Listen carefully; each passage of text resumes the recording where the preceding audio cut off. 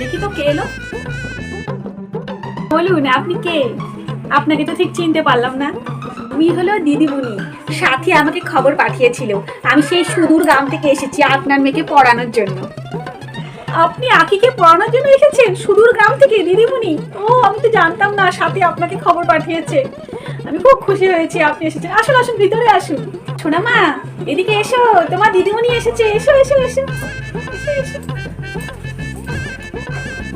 এই যে দেখুন দিদিমণি, এটাই হলো আপনার ছাত্রী।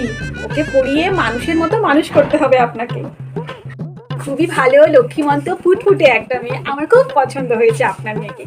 আপনার মেয়ে খুবই ভালো, লক্ষ্মী মেয়ে। আমি ওকে খুব ভালো করে পড়াশোনা করিয়ে মানুষের মতো মানুষ করি। দিদিমণি, আপনি সপ্তাহে কতদিন পড়াবেন?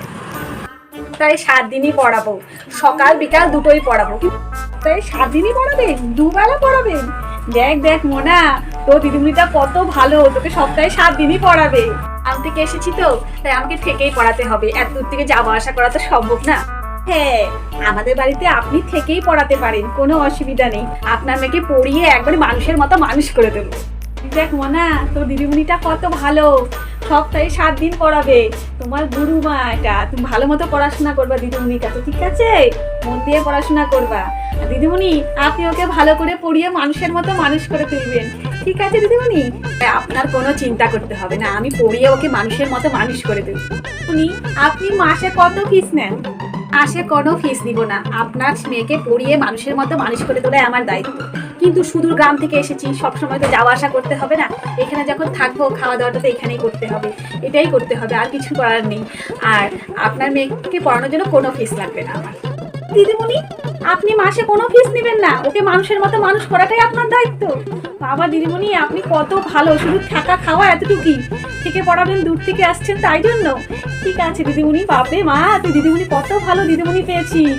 তোকে পড়ানোর জন্য সুদূর গ্রাম থেকে এসেছে, কত ভালো দিদিমণি।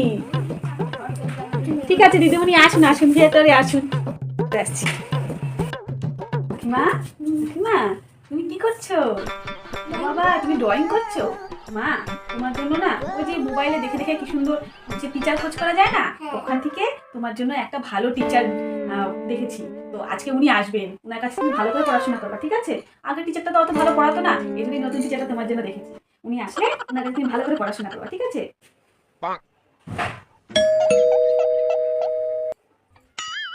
ঠিক আছে। ও বা কলিং বেল বাজছে, দেখি তো আসলো নাকি। তুমি বসো মা, হ্যাঁ আমি দেখে আসি। উনি চলে এসেছে মনে হয়। ও, আপনি চলে এসেছেন। আসুন আসুন, ভেতরে আসুন, ভেতরে এসে কথা বলছি। আসুন ভেতরে আসুন। হ্যাঁ অফকোর্স, ভেতরে আসছি। আপনি আমাকে মোবাইলে SMS করেছিলেন হোয়াটসঅ্যাপে, আপনার মেয়ের জন্য টিচার লাগবে। ওই জন্য আমি ওই মেসেজটা দেখেই আমি এসেছি। হ্যাঁ বলুন এবার। আমি তো আপনার নামটা দেখে দেখলাম আপনার এডুকেশন খুবই ভালো, দেখেই আমি আপনাকে সিলেক্ট করলাম, ওই জন্য ওখানে আমি মেসেজ করেছি। বলছি যে আপনি হচ্ছে আমার মেয়েকে কতদিন পড়াবেন সপ্তাহে? আমি সপ্তাহে কতদিন পড়াবো? আমি সপ্তাহে 3 দিন পড়াই। মাত্র 3 দিন পড়াবেন? ও তো খুবই ছোট বাচ্চা, মাত্র 4 বছর বয়স। এত 3 দিন পড়ালে কি হবে? অন্ততপক্ষে সপ্তাহে 5 দিন পড়াতে পারত। আমার 3 দিনের বেশি পড়ানো কোনোভাবেই সম্ভব হবে না, তাহলে আপনাকে অন্য টিচার দেখে নিতে হবে। আমি 3 দিন পড়াতে পারবো।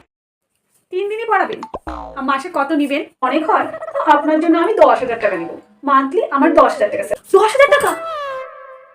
এটা খুব বেশি হয়ে যাচ্ছে না ম্যাডাম?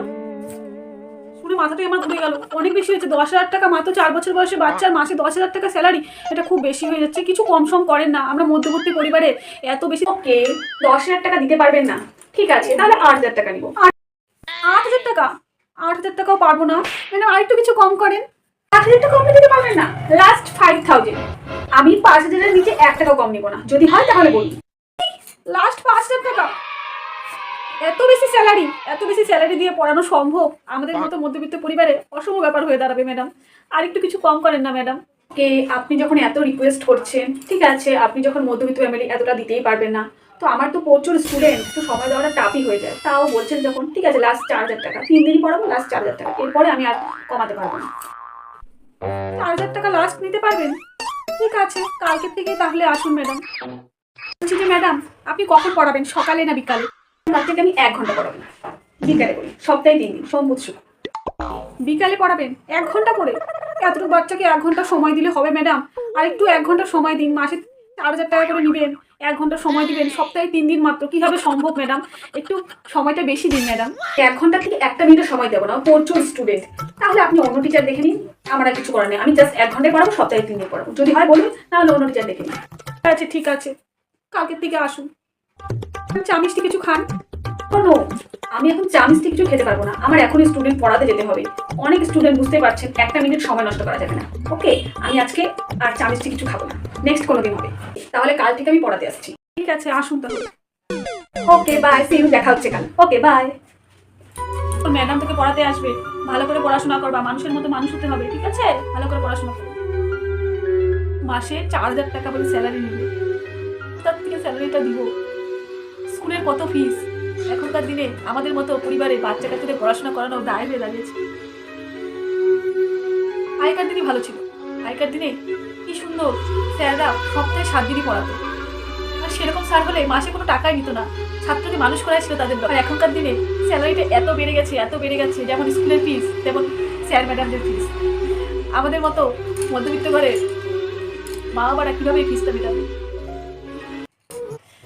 এইভাবে চলতে থাকলে তো দিনের পর দিন মা বাবারা সর্বশান্তই হয়ে যাবে ছেলে মেয়েদের পড়াশোনা করাতে।